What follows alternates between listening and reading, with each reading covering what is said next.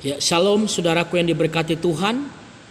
Pada malam hari ini berjumpa bersama saya dengan Evangelis Paul Simonda dalam program Yesus Sungguh Hebat. Hari ini saya berbicara tentang keselamatan. Saudaraku yang diberkati Tuhan, karya keselamatan yang Kristus berikan bagi saya dan saudara, karya penebusan yang saya dan saudara terima adalah diberikan secara gratis, diberikan secara cuma-cuma. Oleh sebab itu, pertahankan karya penebusan, pertahankan karya keselamatan, dan terus kerjakan karya keselamatan itu dengan takut dan gentar, seperti apa yang disampaikan oleh Rasul Paulus kepada jemaat di Filipi. Kerjakan keselamatan dengan takut dan gentar. Dalam mengerjakan karya keselamatan dengan takut dan gentar harus ada ketaatan di dalam. Sola fide, sola gracia. Keselamatan yang kita peroleh oleh karena iman kepada Yesus Kristus, dan sola gracia, keselamatan oleh karena anugerah Tuhan yang kita terima, kebenaran yang kita terima dari Yesus Kristus. Kita harus mengerjakan itu. Kita harus sungguh-sungguh pegang itu. Karena kenapa? Karena dalam Ibrani pasal 10 ayat 26 dan 27 dengan tegas berkata, sebab jika kita sengaja berbuat dosa sesudah memperoleh pengetahuan tentang kebenaran, maka tidak ada lagi korban untuk menghapus dosa itu. Ingat baik-baik, karya keselamatan, sola fide, sola gracia, keselamatan oleh iman kita kepada Yesus Kristus, keselamatan oleh karena anugerah dari Yesus Kristus yang diberikan secara gratis. Tapi ketika kita salah gunakan itu, dan kita tidak mengerjakan keselamatan itu dengan takut dan gentar, dan kita tidak memiliki ketaatan dalam mengerjakan karya keselamatan itu, maka Alkitab mencatat bahwa tidak ada lagi korban untuk menghapus dosa itu. Haleluya. Jadi hati-hati jemaat yang diberkati Tuhan, yang dikasihi Tuhan. Ketika kita terima kebenaran Kristus, kita menerima karya penebusan Kristus, kita menerima sola fide, sola gracia yang kita terima secara gratis. Tapi ketika kita tidak mempertahankan itu, maka Alkitab mencatat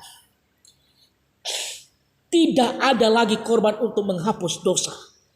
Jadi jemaatku yang diberkati Tuhan, dalam Ibrani pasal 10 ayat 26 jelas, sebab jika kita sengaja berbuat dosa sesudah memperoleh pengetahuan tentang kebenaran, maka tidak ada lagi korban untuk menghapus dosa. Jadi kalau saudara sudah mengenal Kristus, saudara sudah terima Kristus, saudara sudah menerima karya penebusan Kristus, lalu saudara sengaja berbuat dosa, maka karya penebusan penghapusan dosa tidak ada lagi dalam diri Anda.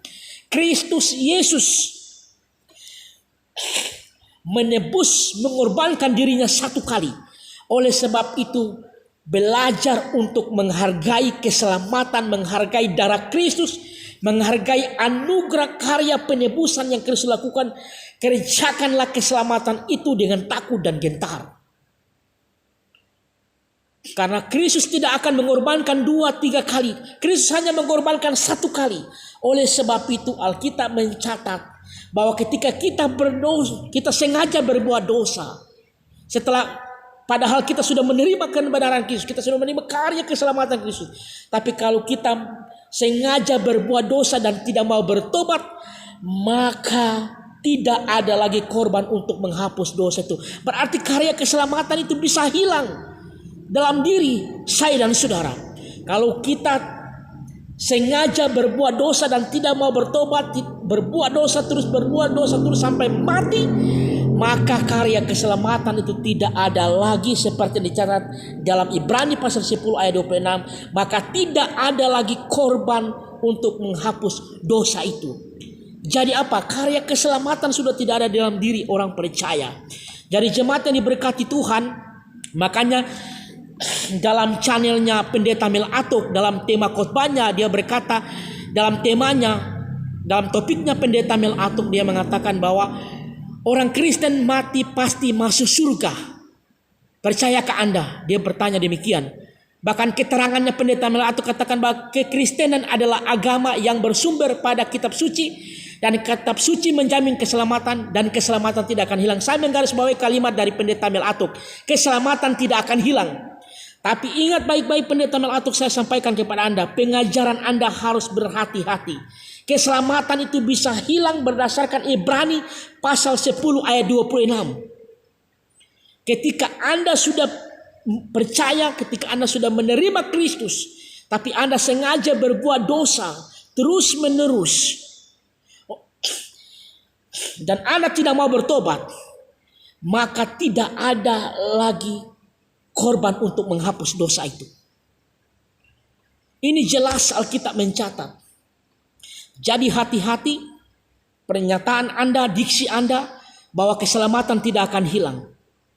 Bahkan Anda memberikan pernyataan diksi dalam tema Anda, orang Kristen mati pasti masuk surga. Saya katakan bahwa agama Kristen tidak menjamin masuk surga. Ingat baik-baik pendeta Melato, agama Kristen tidak menjamin Anda masuk kerajaan Allah.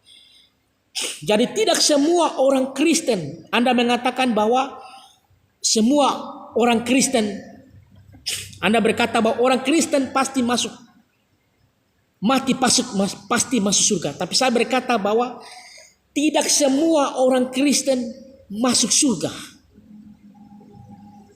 Tidak semua orang Kristen masuk dalam kerajaan Allah. Anda berkata bahwa orang Kristen itu pasti mati masuk surga. Saya katakan tidak. Karena agama Kristen tidak membawa kita, agama Kristen tidak menjamin kita untuk masuk dalam kerajaan Allah. Yang menjamin kita adalah Kristus. Kita percaya, kita menerima karya keselamatan, kita menerima sola fide dan sola gracia, dan kita mengerjakan karya keselamatan itu. Mengerjakan karya keselamatan dengan takut dan gentar.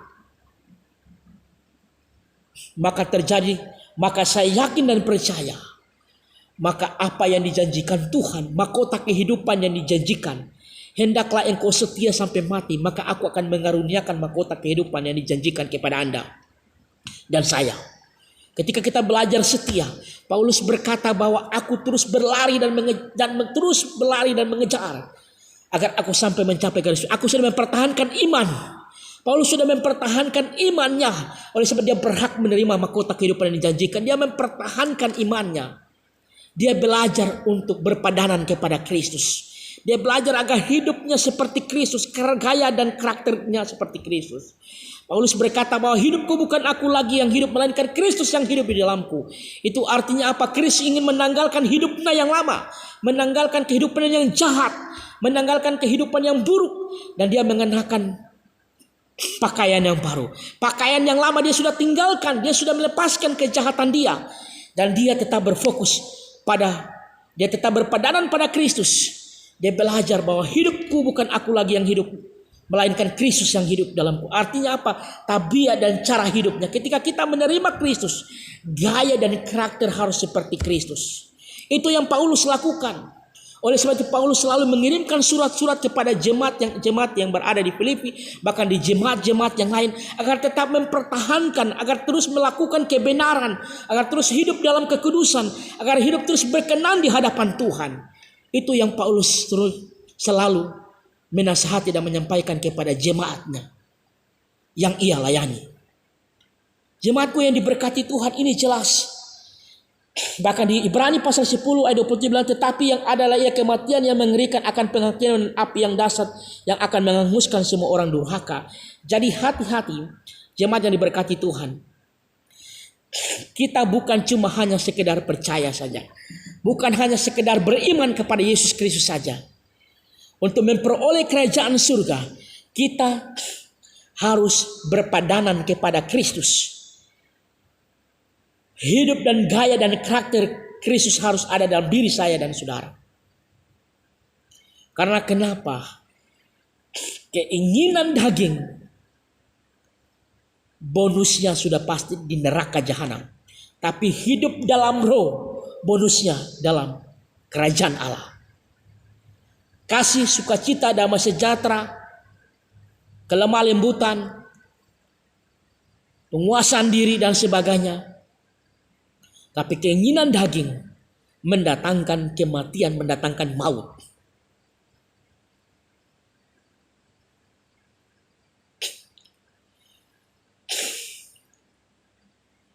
Jemaatku yang diberkati Tuhan, yang dikasihi Tuhan.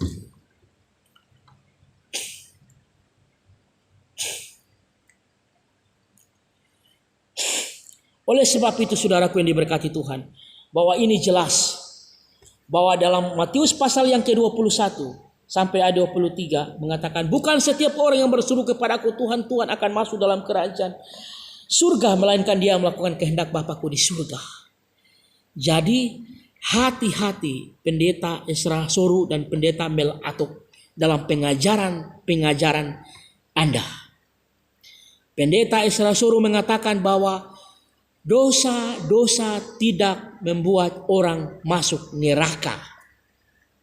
Bahkan pendeta Mel Atok katakan bahwa kekristenan adalah agama yang bersumber pada kitab suci. Dan kitab suci menjamin keselamatan. Dan keselamatan tidak akan hilang. Sagarius katakan keselamatan tidak akan hilang. Ingat baik-baik. Kalau engkau tidak menghargai karya penebusan Kristus, engkau tidak menghargai karya keselamatan Kristus, engkau sengaja berbuat dosa, dan engkau tidak mau bertobat sampai engkau mati, maka karya keselamatan, karya penebusan tidak ada lagi dalam diri orang percaya. Dan hari ini kita mencatat bahwa bukan setiap orang yang berseru kepada Tuhan akan masuk dalam kerajaan Allah. Tapi mereka yang melakukan kehendak Bapakku di surga. Matius pasal 7 ayat 21. 22. Pada hari terakhir banyak orang akan berseru kepadaku, Tuhan, bukankah kami berbuat demi namamu dan mengusir setan demi namamu? Dan mujizat demi namamu juga. Pada waktu itu aku akan berterus terang kepada mereka dan aku berkata, aku tidak mengenal kamu, enyala daripadaku, kamu sekalian pembuat kejahatan. Jadi hati-hati dengan pengajaran ini. Pengajaran sekali selamat dan pengajaran sekali selamat tetap selamat. Itu bukan pengajaran dari Rasul Paulus. Rasul Paulus tidak pernah mengajarkan dalam pengajarannya sekali selamat tetap selamat. Tetapi terus kerjakan. Paulus menekankan, kerjakanlah keselamatan itu dengan takut dan gentar. Dan di dalamnya ada ketaatannya. Jadi ini bukan pengajaran Paulus. Sekali selamat tetap selamat itu bukan pengajaran Paulus. Paulus tidak pernah mengajarkan sekali selamat tetap selamat.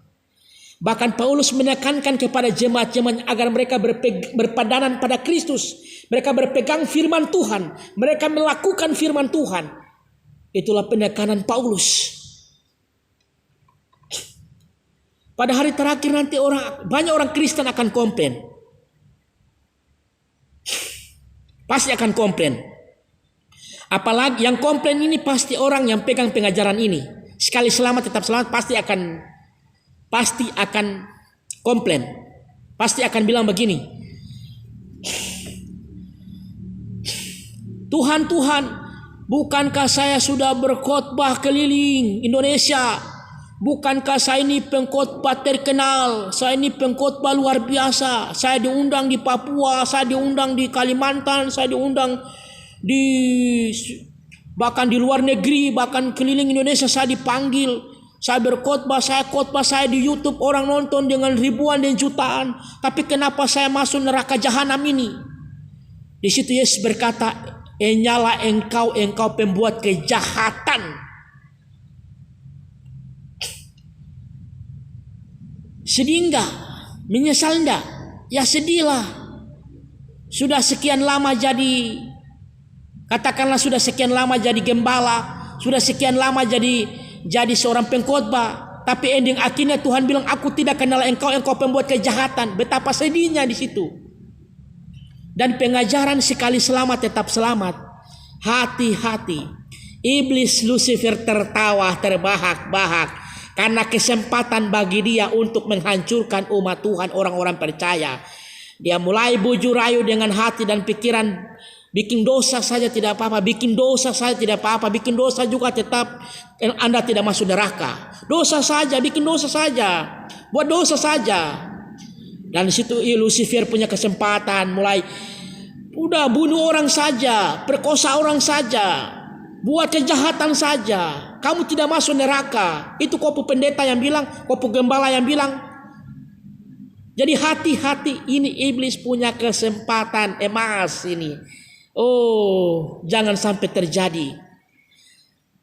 Saya minta kepada pendeta Isra Suruh, bahkan pendeta Melato, pengajaran kalian berdua ini hati-hati. Pendeta Melato katakan bahwa keselamatan tidak akan hilang. Bahkan pendeta Isra Suruh mengatakan bahwa dosa-dosa tidak membuat Anda ke neraka. Ini berbahaya sekali, sangat berbahaya. Sangat berbahaya. Karena iblis Lucifer licik dan sangat licik. Karena Anda berkhotbah di YouTube, Anda berkhotbah di channel dan begitu banyak ribuan bahkan jutaan orang menonton khotbah Anda. Dan ketika orang-orang Kristen nonton video Anda, mereka pasti berpikir, tong kurang ajar. Kami kurang ajar, kami punya orang tua. Makanya orang-orang Kristen banyak juga yang tidak hormati mereka punya orang tua. Jahat kepada orang tua. Saudara yang saudara baku bunuh, saudara yang saudara baku pukul. Orang Kristen tidak ada lagi punya kasih. Karena hati-hati pengajaran ini. Jangan sampai mereka beranggapan, dosa-dosa tidak membuat kita masuk neraka. Jadi kita buat kejahatan apapun tidak jadi masalah. Ini hati-hati. Mari kita lihat pertobatan sejati yang Paulus buat. Paulus penjahat. Paulus buat kejahatan luar biasa. Tapi ketika dia terima Yesus, ketika dia terima Kristus, dia mengalami pertobatan yang sejati. Dia menanggalkan kehidupan yang lama. Dia melepaskan pakaian yang lama. Dia mengenakan pakaian yang baru. Dia menanggalkan hidup yang gelap, hidup yang penuh kejahatan.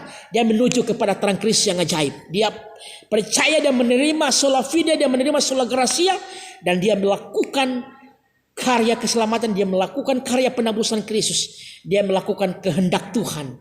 Itu yang Paulus lakukan. Bahkan salah satu pribadi yang memiliki pertobatan yang sejati. Siapakah dia? Dia adalah seorang kepala pemungut cukai. Dia adalah Sakeus. Kenapa Yesus harus melintasi kota Yeriko? Karena Yesus tahu di sana ada orang berdosa yang menanti Yesus. Ketika Yesus melintasi kota Yeriko, dan ketika Sakeus tahu Yesus melintasi kota Yeriko, dia berlari dengan sekuat tenaga. Dia rindu berjumpa dengan Yesus. Dan ketika dia berjumpa dengan Yesus, ada karya keselamatan yang diperoleh oleh Sakeus. Dan Sakeus memperoleh keselamatan, dan Yesus berkata bahwa hari ini keselamatan terjadi seisi rumah ini. Karena anak-anak ini pun anak Abraham. Dan aku datang, anak manusia datang untuk mencari dan mencari dan menyelamatkan yang hilang. Saya dan saudara adalah orang yang hilang. Saya dan saudara adalah orang pemberontak penjahat. Tapi Kristus ingin mencari dan menyelamatkan saya dan saudara. Oleh sebab itu, mari kita belajar dari pertobatan Sakeus. Sakeus menerima Kristus. Sakeus menerima karya keselamatan, karya penebusan Kristus. Dan di sana Sakeus dia bertobat dan ada tindakan. Pertobatan harus ada tindakan. Percaya Kristus harus ada tindakan. Percaya dan ada pertobatan. Dan Sakeus lakukan itu. Aku akan mengembalikan 4 kali lipat. Bahkan dia ingin mengembalikan apa yang dia sudah ambil, yang dia sudah peras, bahkan mengembalikan 4 kali lipat. Ini menunjukkan pertobatan yang sejati yang Sakeus lakukan. Jadi kalau kita sudah menerima Kristus, kita sudah menerima karya keselamatan Kristus, harus ada pertobatan di dalam. Life transforming through Christ. Life transforming through Christ, bahwa perubahan pertobatan itu berasal dan bersumber dari Yesus Kristus yang mengubah dan memulihkan hidup kita, dan kita harus terima karya keselamatan yang Tuhan berikan kepada saya dan saudara. Itu kita harus terima dengan sukacita, agar kita lakukan pun dengan sukacita. Sama seperti apa? Seperti Sakeus. Sakeus dia orang yang paling jahat, orang yang paling bejat. Dia mengambil keuntungan yang luar biasa. Dia mengambil lebih dari penghasilannya, lebih dari pajak yang dia pungut. Tapi ketika dia berjumpa dengan Yesus, dia mengalami pertobatan yang sejati. Kalau Sakeus ini saya pastikan dia masuk surga. Karena kenapa? Dia percaya menerima Kristus dan dia melakukan tindakan. Iman tanpa perbuatan itu pada hakikatnya mati.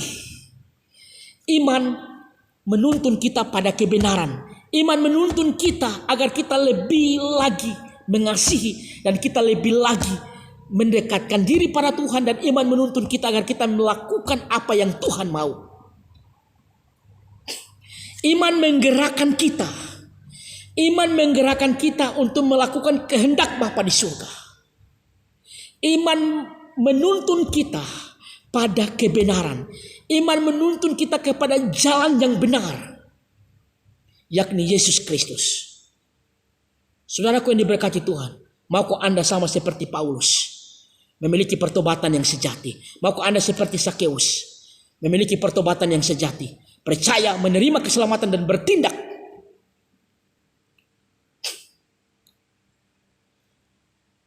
Saudaraku yang diberkati Tuhan, saudara yang dikasihi Tuhan,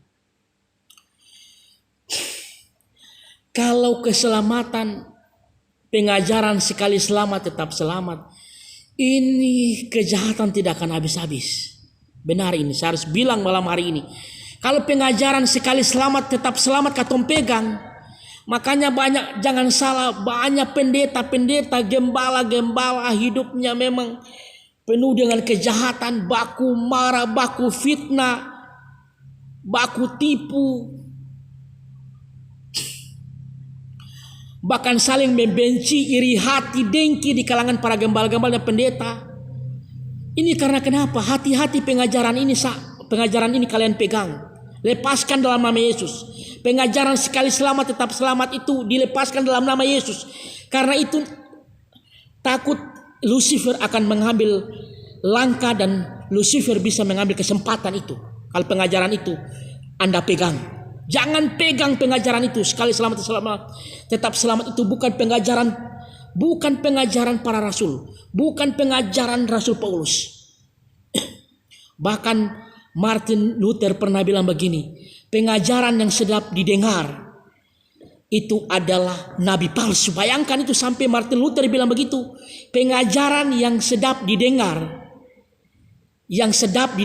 itu adalah nabi palsu.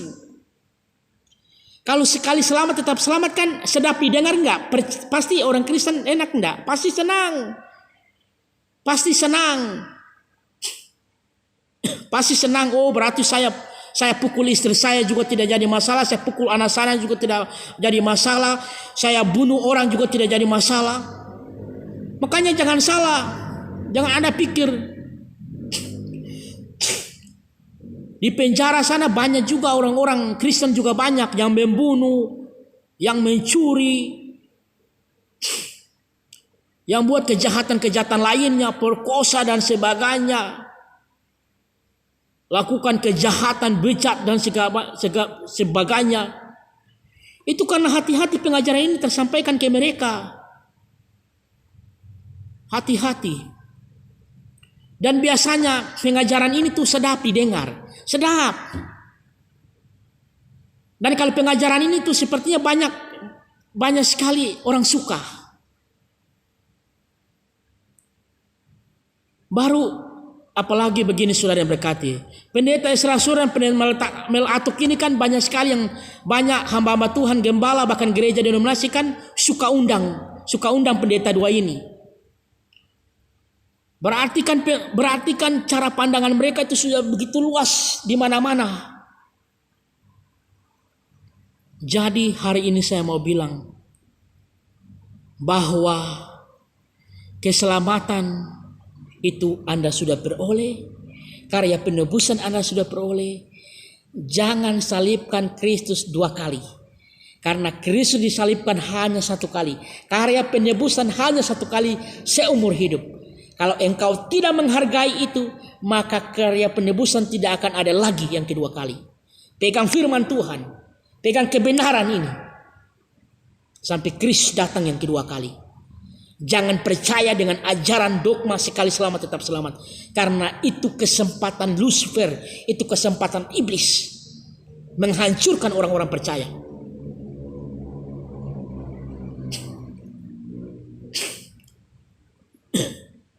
Ada banyak sekali orang-orang Kristen yang sudah tidak hidup dalam kasih. Iman itu sangat penting selagi kita ada dalam dunia ini. Iman sangat penting selagi kita dalam dunia. Tapi di surga tidak butuh iman lagi. Karena kenapa? Yang kita iman sudah di depan mata. Yang kita imani sudah di depan mata. Selagi kita di dalam dunia ya oke. Kita beriman, kita berpengharapan. Iman, pengharapan dan kasih itu lebih besar dari iman dan pengharapan. Makanya pegang kebenaran, pegang kasih itu. Kasih memperkuat persaudaraan. Kasih Kristus memperkuat persaudaraan kita. Ini saudara dengan saudara membaku bunuh, bahkan orang tua dengan anak, anak dengan orang tua melakukan penganiayaan, pembunuhan, bahkan kejahatan-kejahatan lainnya. Mari saudara yang diberkati Tuhan, kita terus pegang firman Tuhan ini. Mari kita beriman. Iman adalah dasar dari segala. Iman adalah dasar dari segala sesuatu yang tidak kita lihat namun kita percaya. Anda percaya Kristus bangkit. Anda percaya Yesus naik ke surga. Anda percaya Yesus di surga. Anda percaya setelah bangkit. Itu karena dasar iman. Mari pegang iman itu dan terus berpengharapan kepada Kristus. Tetapi yang terpenting dari iman dan pengharapan itu adalah kasih. Kasih menutupi banyak sekali dosa. Kasih menutupi banyak sekali dosa. Kalau Anda punya kasih, Anda tidak amarah, ya marah ya oke, silakan saja marah, tapi jangan sampai matahari terbenam. Tapi amarah tidak boleh, karena amarah itu menyimpang akar kepahitan di dalam. Kalau engkau punya kasih, engkau tidak amarah, engkau tidak benci, engkau tidak iri hati dan dengki, engkau tidak memegahkan diri, engkau tidak sombong, engkau tidak membunuh, engkau tidak mencuri, engkau tidak berdusta, engkau tidak melakukan kejahatan. Itu kalau engkau punya kasih. Hidup di dalam buah-buah roh. Kasih, sukacita, damai sejahtera, kelemah lembutan, penguasaan diri dan sebagainya. Jemaat yang diberkati Tuhan. Dengan demikian firman Tuhan. Bahkan sedikit tanggapan saya dari ajaran dari Pendeta Mel Atuk dan Esa Soro ini. Saya berharap saudara terus berada dalam kasih dan perlindungan Tuhan. Tetap berada di dalam karya keselamatan Tuhan. Terima kasih, sampai jumpa bersama saya dengan Evangelis Paulus Sumbonda dalam program Yesus Sungguh Hebat. Haleluya, praise the Lord. Amin.